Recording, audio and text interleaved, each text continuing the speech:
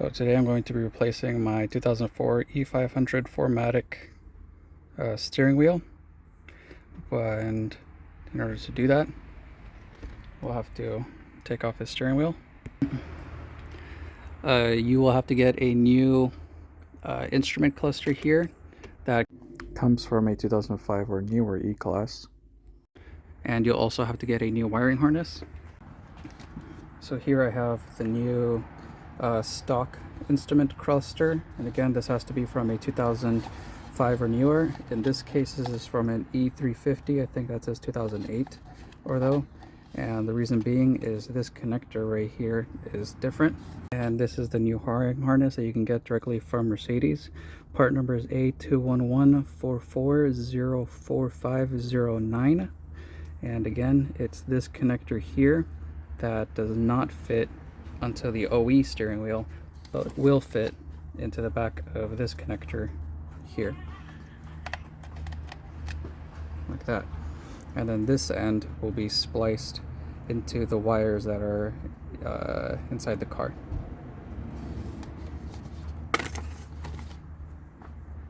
Here's a better look at the wiring harness that I got delivered from Mercedes in the packaging.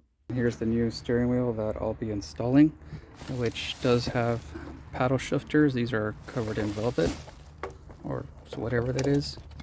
And down behind the airbag there's going to be this plug here, which is where this cable from the airbag will connect to. It's kind of like a junction box there. There's two access holes with a T30 screwdriver on the left and right side. Make sure your steering wheel is angled properly so you can access those before you disconnect the battery, as when you disconnect the battery it will not be accessible. So here I'm opening up the rear panel, and you need a 10mm ratchet to loosen the nut on the grounding cable. Once that's loosened, move it off to the side. Careful not to touch the other end of your ratchet to the positive grounding post, or to the positive post of the battery, as you'll have an arc. Once you've waited about 20 minutes, you can go ahead and loosen the two T30 screws in the back, securing the airbag in place. And don't pull out the steering airbag all the way out. Use a flat blade screwdriver to lift up the tabs on the green and yellow connectors, and then once those tabs are removed, lift up the yellow and green connectors. And then the black connector has a little latch in the middle there that needs to be lifted up and then pulled away. Next you have a 10mm hex screw in the middle, and that's on there pretty tight, so you'll want a breaker bar and counter hold the steering wheel with the other hand and take that all the way out. And as you pull the steering wheel out, carefully maneuver the cables through the steering wheel. Careful not to yank on it. At the bottom of the turn signal stock, there is a T30 screw that you want to loosen. It's also captive, so it's not going to come out. Once that's loosened all the way, you can pull that steering turn signal cluster all the way out. Careful with the clock spring as it is moving. And that's only compatible for this style of assembly, and there's that plug there. You can see here how these two plugs are ever so slightly different. The one on my right has that little notch at the bottom left, while this one here does not. In order to take this plug out of here, notice that you've got these tabs right there. You need to move back and then pull down. Alright, so here you can see the pin numbers are labeled. On my left is 1 through 7 on the left side, 8 through 9 on the right side, lowest number at the bottom. And you can see that red brown goes on pin 13, so on the left side.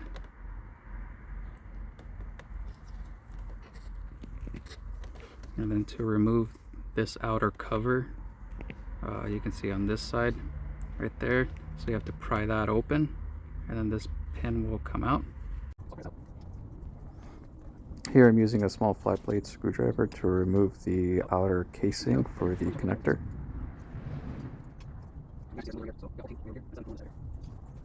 So starting on pin 1 is blue, 2 is yellow, 3 is green, 4 is purple. And on the other side, starting at pin 8, we have brown, red, yellow is 9, green, white, or green with a white stripe is 10, green is 11, brown, small, is 12, and what looks like to be red-brown is 13.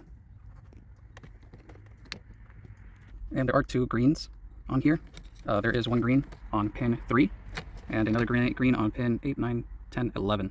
So what I'm going to do is on pin 3 green, I'm going to mark it with 3 dots. So I have marked pin 3 green with 3 Sharpie marks here, and then another 3 up top. And the other green will stay solo. And there are 2 browns. The brown in pin 8 is thicker than the brown in pin 8, 9, 10, 11, 12. So thick brown 8, thin brown 12. To make it easier for myself, I marked a thick brown 8 with 8 black dashes. And then don't get confused with the brown red pin on pin 13. It looks kind of similar, so watch out for that.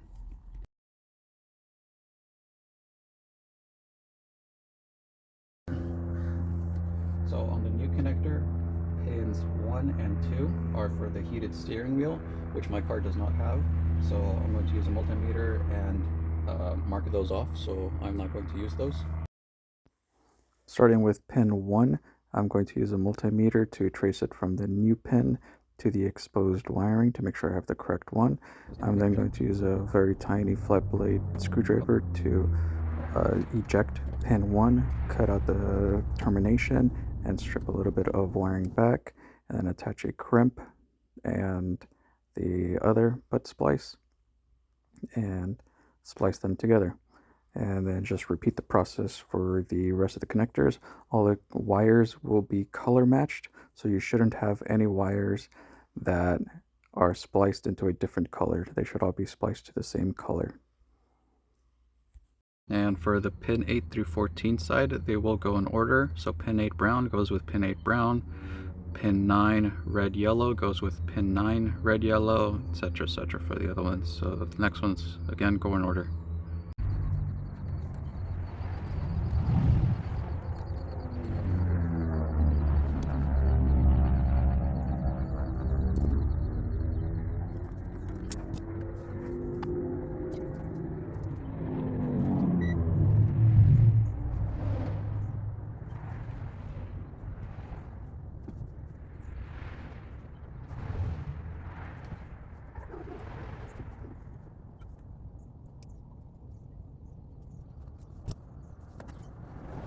So here's a view of what the finished product looks like.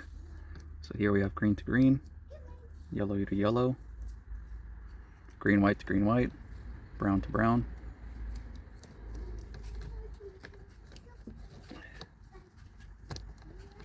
thick brown to thick brown, and etc., etc. So they're all color matched.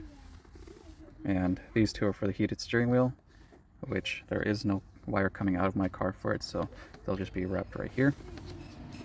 And I don't have any Tessa tape, any of this cloth tape here, so I'll just be using typical electrical tape to wrap up this bundle.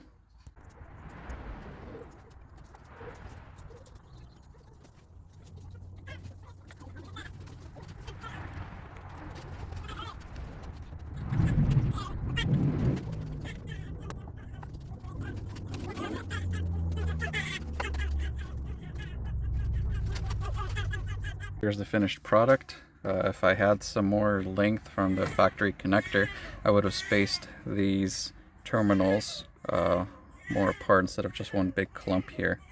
But now I'm just going to shove it in there, out of the way of this moving steering column.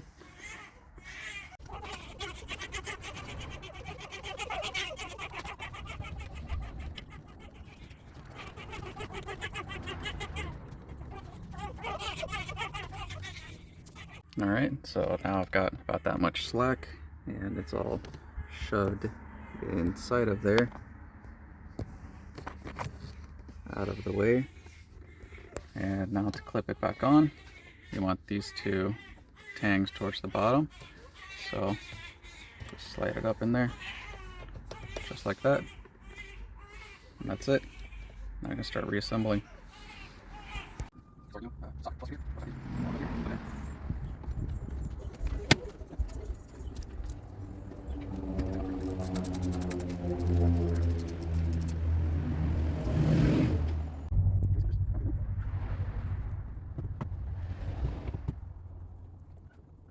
Then you'll want to make sure those black marks line up with those notches on the steering wheel.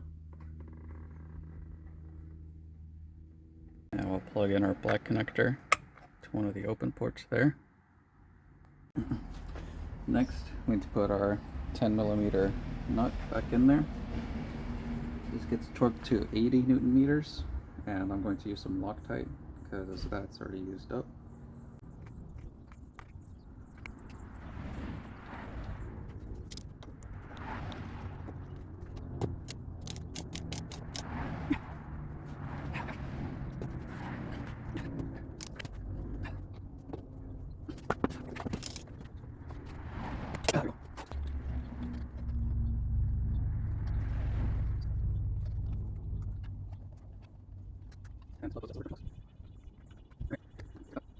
So there they are, all plugged in. There it is on the other side, plugged in there.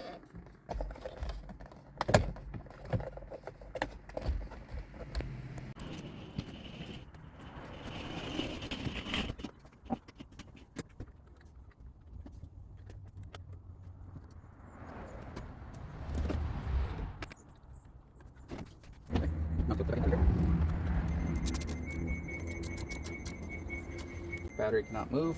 Careful when you have your battery on the ground that you don't accidentally hit the other end right there. Now with the car powered on, we can see that our steering wheel up, down, out, in works. Right turn signal, left turn signal, forward high beams not working right now. I need to turn the car on, but flashing towards me does work. I'll go ahead and see these buttons here work.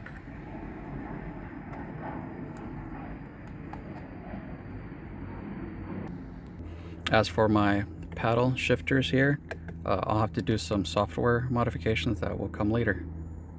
But so far, looks pretty good.